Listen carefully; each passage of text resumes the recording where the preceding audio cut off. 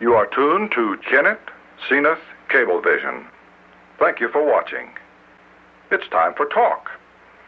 Each evening at this time, Monday through Friday, Rosemary interviews local personalities and others who bring items of interest to this community.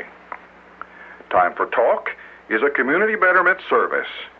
Tonight, Rosemary takes us by means of portable camera out of our studios and maybe into your neighborhood. And now, it's time for Talk.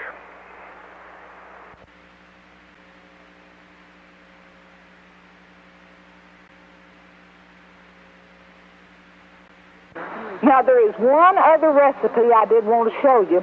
It's kind of a cough syrup, and it's a home remedy, and it never fails. Let me tell you about the cough syrup. Of course, you're going to use garlic in this cough syrup. Let me show you what you want to do. Now, on this cough syrup, if you're tired of buying this high-priced cough syrup, let me tell you what you do. You take some of your garlic, and you peel it and you put it up in, again, as little pieces as you can. Just chop it real fine in there.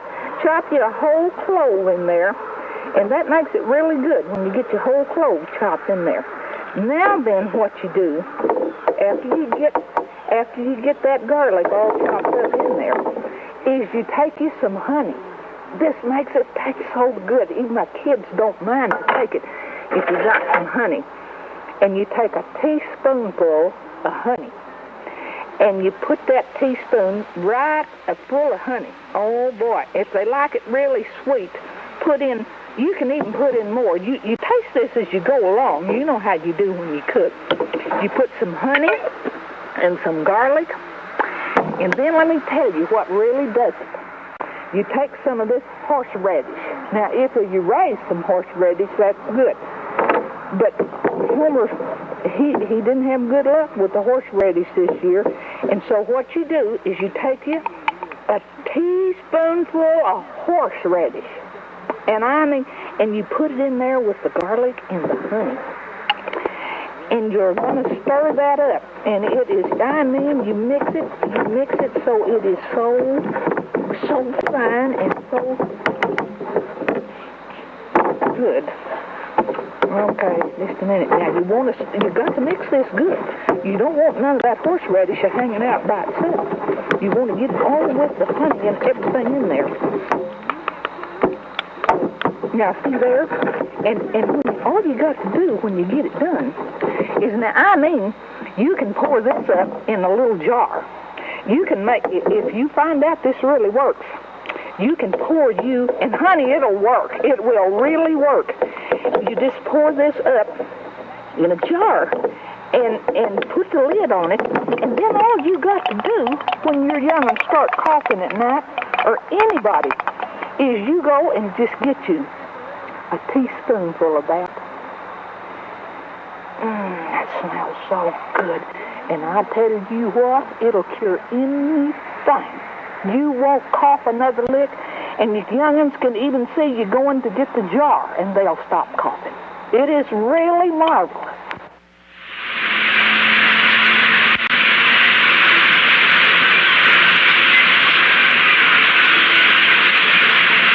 Millions of starlings. A few blackbirds mixed in, but mostly starlings. They're the bane of the existence of people who live in Baker Addition and on White Oak Circle and White Oak Place and most of the area around the cemetery. Just lots of problems. I'm standing here with Bid Miles, and we're talking about starlings, and you've had this problem for I don't know how many years. We were trying. Someone asked us today, and I believe it's about 5 years they've been real bad. Now, they're better in our yard now because of the guns. We used to bang pots and pans and bells and all kinds of things. Did you really? To go out under the trees? All around Baker Addition, someone had cowbells, someone had tin pans, someone had patio bells. We had all kinds of things. They thought, those crazy people in Baker Addition, what's going on? If you could stay out for about an hour and a half every afternoon, you could maybe keep them from roosting. Now, once they roost in the trees, you could bang all night long and it wouldn't do any good. I mean, once they sit up there in that... Now, that tree will be full if you don't shoot the gun. If we don't do something, it will look like a solid tree full of black leaves. But with the guns, now we have no birds in this entire front yard. All right, now you have 2 guns. Right. In your 2 yard. guns. Now, other people in Baker Addition also have guns. Yes, and there's about 4 others. And would you? These guns are what? Propane guns. Propane guns, and they're now connected. They don't shoot anything, do they? There is no fire. Well, you can see some flame, but it's a matter of. It is not fire. You don't light it. What's really objectionable about well, the all of these droppings birds? is the problem. You're afraid to let your children play in your yard. There you are. Wow, there now. you go. Whew. Well, that would discourage them from trying to sleep with that going on. Yes. Okay. They just. Now you see they're flying off.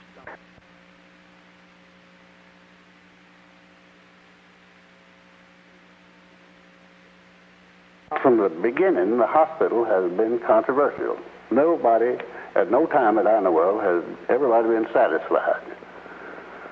Either the north or the south, they felt like, and even in Kennett, people were talking about things that they could hear going wrong at the hospital. And this has a tendency to make people lose interest. They don't pay any attention about, there's very little they can do about it, if they hear something. And they don't know whether it's true anyway, because the information they get from the hospital is not complete. We didn't pay any attention to who was getting on the board, or it didn't make any difference either anyway, because the county court would see after our business, and we didn't have any words. So the first thing you know, we wound up with a doctor's wife, and a nurse's husband on the board. Now, so be it. This is just one of them things that didn't bother nobody, but what was the first thing they did? They put the taxes back on the hospital that had been taken off because it wasn't needed anymore. In spite of the fact that 2 of the members of the board and the entire county court said we didn't need it, they put it back. Now, I don't believe that anybody connected with the supplying of services or supplies to that hospital has any business serving on the board. And we have 3. So this is one reason that I want to be on the board. All right, you feel like there's a conflict of interest when it's a conflict of my interest, because I don't believe they can fairly represent the taxpayers of this community. on Thelma Redman, whose career spanned some 50 years. She came on as our guest in the studio when she received a special award as Pioneer of Education, and since then has received another award. Well, at that time, the State Department had decided that counseling was an essential thing in the schools. And so before this, I had gotten my master's sometime in 37. 37 you had gotten a master's. I got it in administration, which at the time was, I had my major in that was Dean of Girls, which is an administrative situation in colleges and high schools. But then when the thing came up about counseling, then I started back into school again because I had to get all of this counseling theory and principles and all. So I went, I guess about 3 or 4 summers for that, and taught school in the winter.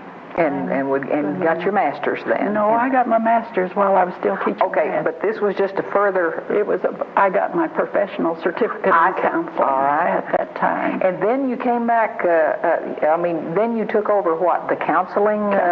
Was this the first counseling that we were beginning to be aware of in high schools? Yes, at the very beginning. In fact, this was another case where I was the only woman in southeast Missouri. The other counselors were men, but in such schools as Caruthersville, Poplar Bluff, and Sykeston, Cape Girardeau, I believe Dexter, and all of those that I named, Kennett I was the only woman. And you were the only woman. All right, now you were in that, say, from the 50s on until your retirement in 1971. 1970. 1970, all right, 1970. Now that's what, 49 years? I said almost. Is that true? Well, yes. you can't miss those numbers. All right, I think that really speaks for itself. And probably I'm looking out into an audience who more of you know Miss Redman than more of you know than those of you who know me. But we certainly thank you for coming out, for being our guest. You have done a fantastic job and very remarkable accomplishments. I think you deserve a lot of credit and that certificate, and we certainly thank you for being our guest. Thank you. Bird's eye. Well, now, right now, the whole world is expecting to do a pretty good job, for 83, and our Chamber of Commerce is going to assist in getting more industry for Kennett if we can. We'd like to have... we'd like to offer any service we can to our existing industry, too. Any program that they'd like for the Chamber to work with, they'll do that. We like to help the city in any way. Right now, the city of Kennett and the Chamber have just completed 1,000 maps of Kennett. And there's a brochure goes with them. That's an educational program. And all right, now this 1,000 maps, what are you going to do with 1,000 maps of Kennett? They're going to be distributed in the very near future. They'll be in just in a few days. And will they go out to Kennett people, or do they go to business people and members of the Chamber? Mr. Riggs, I associate your name with hardware ever since I've been able to read the word R-I-G-G-S. I've seen. I grew up in Cardwell. We had a hardware store there. This is a family operation, isn't it? And you've been in the business how long? Well, my great-great-grandfather started the business in Fredericktown, Missouri in 1859. Then my grandfather came along, and then my Uncle Lewis moved the business. My great-grandfather and grandfather had gone, and we moved to Kennett in the winter of 85, and so... the winter of 85. He just throws that figure out like it's, you're talking almost 100 years. Almost. Like 2 or 3 years being 100 years old in Kennett. But it's a whole lot more than 100 otherwise. All right. Been in continuous operation since 1859. First thing we'd like to show you is a dedication ceremony for a new scout facility we went to in December of 1983.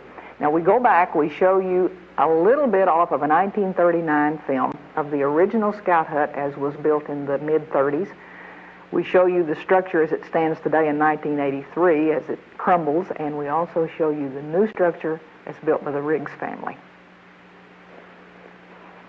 You're looking at the old scout hut, which is located at the railroad tracks on Electric Street. The land was originally donated by Lee and Bert Shelton, and the Lions Club built this for their Troop 81, which was the oldest troop in southeast Missouri and the first troop.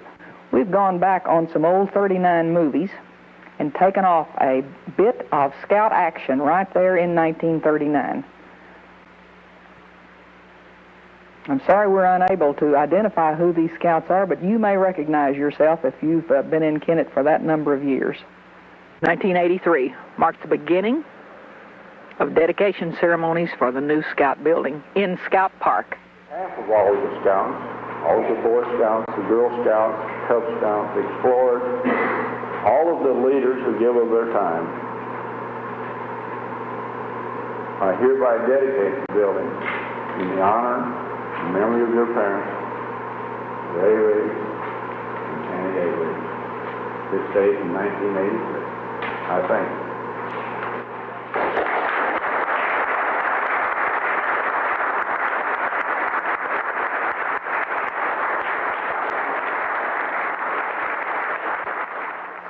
This building is dedicated to the boys and the girls of this community, and forever anything is for their good. I want to thank my good friend T.A. Brown for all the help he's given. And probably Southeast Missouri's greatest scouter, I want to thank him, Mr. Charles B. Becker. Mr. Becker, we certainly are grateful to you. You've been lots of help and lots of inspiration to all scouting throughout the whole country.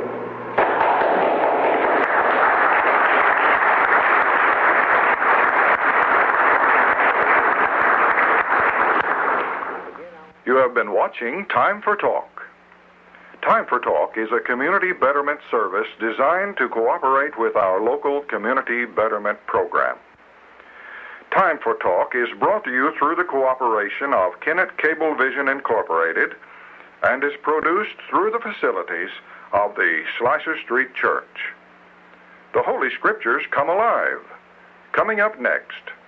Stay tuned.